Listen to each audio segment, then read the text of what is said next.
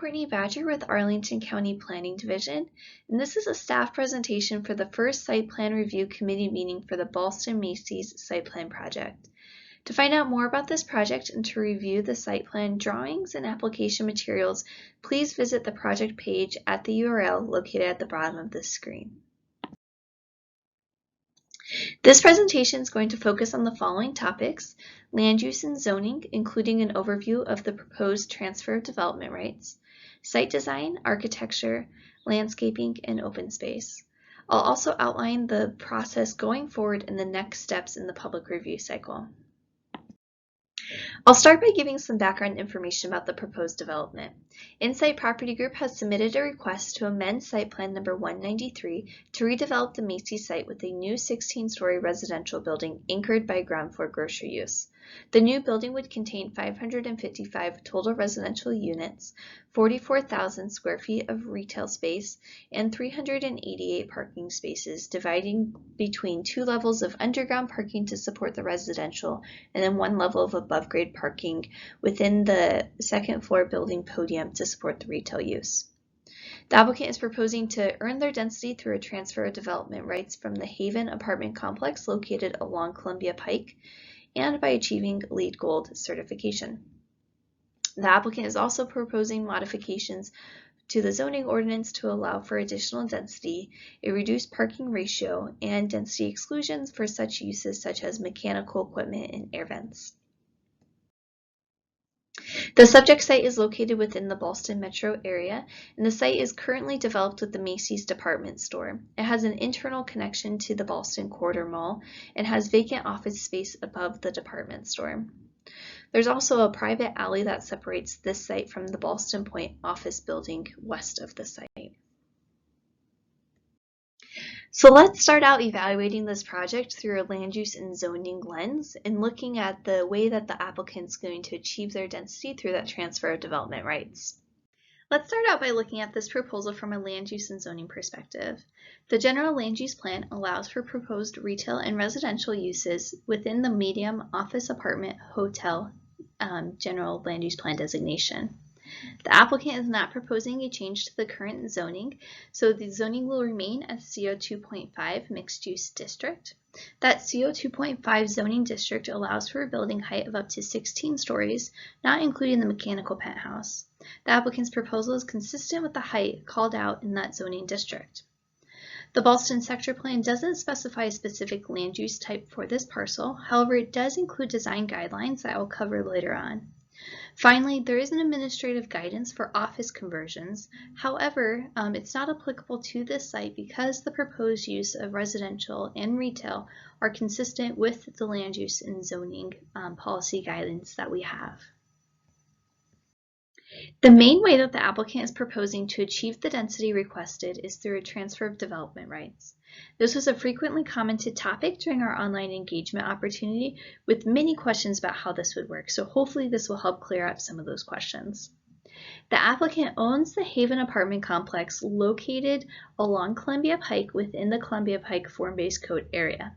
They're preserving to preserve the garden-style apartment complex that's identified as notable on the county's historic resource inventory. In so doing, the 118 units at the Haven would become committed affordable units. 236 units would be transferred to the Macy site because of the 2x multiplier that is written into the form-based code. A transfer of development rights is a land use tool that's used to preserve specific areas by placing a covenant over that land that would restrict further future development. Those development rights would then be transferred to a different site. In Arlington County, TDRs are used to preserve affordable housing, open space, historic preservation, community facilities, or community recreation. This request is proposing to preserve affordable housing and a historic property. There are several planning guidance documents that speak to how transfer development rights, or TDRs, should be used throughout the county. The county board has the authority to designate sending sites and receiving sites through TDRs through the zoning ordinance and the Columbia Pike Form-Based Code. This is also something that is supported through the Glebe. Through the review of the TDR, staff will be evaluating if the site of the Haven apartment complex is an appropriate site for designation of a conservation area. There are 2 existing conservation areas within the Columbia Pike corridor, and we're continuing to examine if this property shares similar characteristics to the other areas and if the site meets that criteria. Additionally, we're evaluating this request, the goals of the Affordable Housing Master Plan, and the Historic Preservation Goals. The Affordable Housing Master Plan calls us to produce and preserve a sufficient supply of affordable housing rental units, and the Historic Resource Inventory calls for the county to protect and preserve properties listed as notable and to encourage owners of notable properties to take advantage of available zoning tools such as TDRs. A use permit and a zoning ordinance amendment to the form-based code are required to certify the Haven apartment complex as a sending site.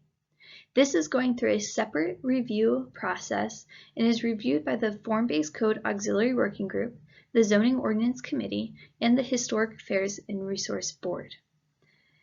This review process is happening concurrently with this site plan application.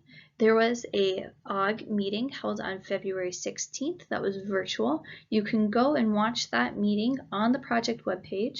The next upcoming meeting for the TDR will be the Historic Affairs Landmark Review Board in April 20th. Moving on to the next topic, site design and architecture. Diving into site design, shown here is the original proposal for the application, and this shows the ground floor retail use that the applicant had originally submitted. On the next slide, I'm going to show you what has been updated. This is the updated proposal that the applicant submitted within the past 2 weeks. The applicant is now showing entrances to the grocery store at 3 locations. 2 along Wilson Boulevard and 1 from the mall. In this iteration, there's no access to the grocery use from Glebe Road. However, the transformer room that was originally shown on the corner of Glebe in the private alley, which is circled in red on this plan, has been changed to a retail use. That space would be about 1,400 square feet. The loading and parking operations, as shown on this plan, will still be between the grocery tenant and Glebe Road. Residential lobbies are located on Glebe and Wilson Boulevard as they were in the original submittal. For context, I think it's helpful to look at the existing conditions of the site. These are views of existing conditions along Wilson Boulevard. You can see with my laser pointer here on the left image, this is the Ballston Quarter development. It shares an adjacent wall with the existing Macy site. If you look on the right image, this is a view as you look down Wilson Boulevard. On the left is the subject site at the Macy's department store. On the right, you can see a residential building that is across Wilson Boulevard from the site. That building is 21 stories high. Just for context, the subject application is 16 stories high. Additionally, over here you can see a very transparent retail space adjacent or across from the crosswalk that leads into the Macy's development. Here are the existing conditions along Glebe Road. You can see a direct view onto the Macy's subject site here. The applicant is proposing to bump out this slanted wall to make it more flush and in line with the adjacent buildings. Looking down Glebe Road, you can see on the left side of the right image the 672 Flats building and the Waycroft building that both have ground floor retail spaces on the bottom floor. The county's retail action plan identifies Wilson and Glebe as retail streets. Wilson is identified as a red street and Glebe as a gold and blue street. Red streets are expected to have a predominant frontage along the street be dedicated to retail use, and gold and blue streets are planned for retail or retail equivalent uses. There is more specific guidance in the retail action plan specifically for Glebe Road and Wilson Boulevard. The action plan calls for Glebe Road frontage to have 50% of the ground floor between 2 and 10 feet be transparent. Along Wilson Boulevard, between that same 2 and 10 feet, the 65% of the ground floor should be transparent. As mentioned earlier, the site is located within the Ballston sector plan.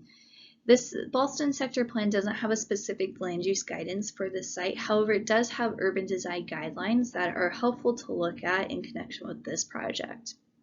There are 3 that I've highlighted on the screen here to keep in mind as we look through the designs of this project. The first is 50% of building facades at the street grade should be designed with storefront windows, open glass, or other transparent treatment. The second, blank uninterrupted walls should be discouraged along public right-of-ways. And then commercial space should be located at grade locations with direct and convenient access to pedestrian facilities. Shown on the screen here is a side-by-side of the original submittal and the latest rendering of the Glebe Road facade. These new changes are reflective of the site design change that includes the new retail space on the corner of Glebe Road and the private alley. So the 3 changes are shown with the blue arrows on the right side. There's a new articulation of the facade that curves around the podium to bring the space to a more pedestrian level. There's the addition of the retail space on the corner, which you can see by the middle blue arrow pointing up. Again, that retail space is proposed to be about 1,400 square feet. And then there's a facade change of the loading dock door on Glebe Road. Staff continues to work with the applicant on this site design in this facade of Glebe Road because we feel it is so important. But we really want to hear from you as SPRC members. Given the design guidance in the sector plan and the retail action plan, is this proposed change an improvement? Is there more that can be done? The final topic of this presentation is landscaping and open space. In the left image, you can see the overall landscape plan that was submitted by the applicant. There are 3 levels of landscaping being provided on the site. The first is at the ground level. There are new street trees along Glebe Road and Wilson Boulevard. There's also landscape strips being proposed in the alley. Our standard site plan conditions state that street trees will be spaced between 28 and 32 feet apart. The applicant is meeting this distance in most locations along Wilson and Glebe. However, there are locations where the distance is farther to accommodate loading activity. The location, soil depth, and species of the trees are being evaluated by our urban forestry and landscape review team to ensure that they are appropriate for this site. In addition to these street trees and landscape plantings, the applicant is proposing a couple of green wall systems along the facades of the building and other biophilic elements. Staff is very interested to hear the SPRC discussion as it revolves around biophilic elements to see if there is more that should be done on this site. The 3rd-story terrace includes a dog run area and potential connection to Ballston Quarter, as well as a landscape green space. You can see that dog run on top here. This 3rd-story terrace is on the top of the building podium.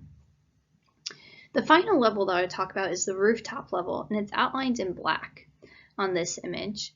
And it's a residential amenity space that includes additional tree plantings and landscape areas to be used by the residents. In the 2017 Urban Tree Canopy Assessment, it was found that the Ashton Heights Civic Association, where the site is located, had 40% tree canopy coverage. The 2004 Urban Forestry Master Plan outlines a goal of achieving 15% tree canopy in the central business districts and 25% in urban residential areas. That concludes the primary staff presentation. Next, I'll briefly summarize the public review process. On the screen, you can see 2 processes being depicted. Working concurrently, we have a site plan process to review the site plan amendment application and evaluate the request related to the Ballston Macy site. We're currently at the beginning of the process with the first virtual site plan review committee meeting. After this concludes, we'll hold another SPRC meeting before going on to various commission meetings and finally the county board. At the same time, the use permit and amendment to the form-based code is undergoing a public review process by the OGG, the Historic Affairs Landmarks and Resource Board, and the Zoning Ordinance Committee. It's anticipated that all of these actions will go to the County Board at the same time to be acted on. We really appreciate you taking your time to watch this video. For more information on the project, please visit the project webpage at the URL located at the top of the slide. If you have any questions at all on the project or the review process, feel free to get in touch with me. Again, my name is Courtney Badger. My contact information is shown here.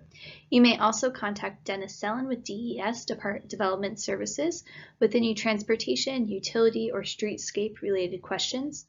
Alternatively, you can also contact Jim Lentami with the Planning Commission, who's serving as the Site Plan Review Committee Chair for this project.